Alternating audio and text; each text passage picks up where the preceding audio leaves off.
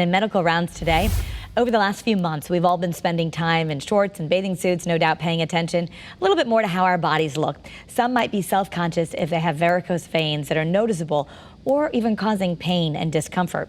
So what actually causes those varicose veins and how can you treat them?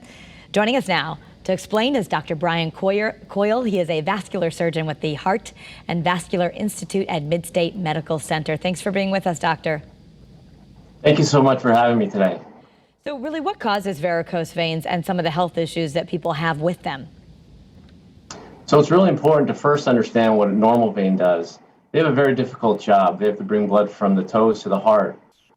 This is done against gravity, obviously. Occasionally, the valves become damaged in the vein and the blood begins to go backwards, or reflux. The most common symptoms that we see with this are calf heaviness, fatigue, which is worse at the end of the day. Often we could see swelling and eventually varicose veins that do occur in the calf and the thigh area. Yeah, and if we think about how we can help people, can you talk about who's more susceptible to varicose veins? Well, unfortunately for women, over 50% of patients with varicose veins are women. The age range is most commonly 30 to 70, but it could occur across all age ranges. Commonly, this does run in families, but it's just the most common problem people are walking around with. It doesn't necessarily need to run in families.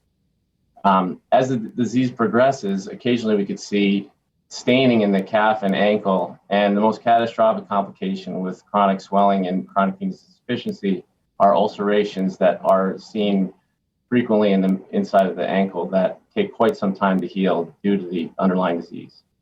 And you want people to know that there are good ways of treating varicose veins. How do you do that?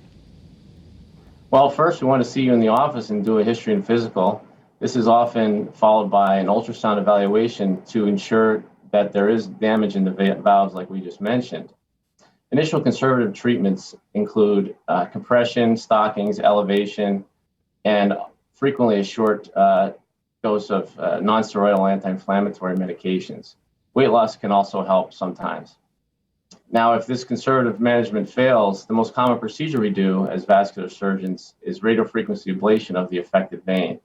This is where we go in through a very, very small incision right here in our office, and we burn the vein shut with heat.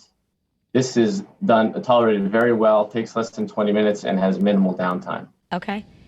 I know there's so much more to talk about. We want to let people know you have more information for them. We're going to direct them to that. But thank you, Dr. Brian Coyle, for sharing some information about varicose vein treatment. And we'll have more information if you want to visit the Channel 3 app.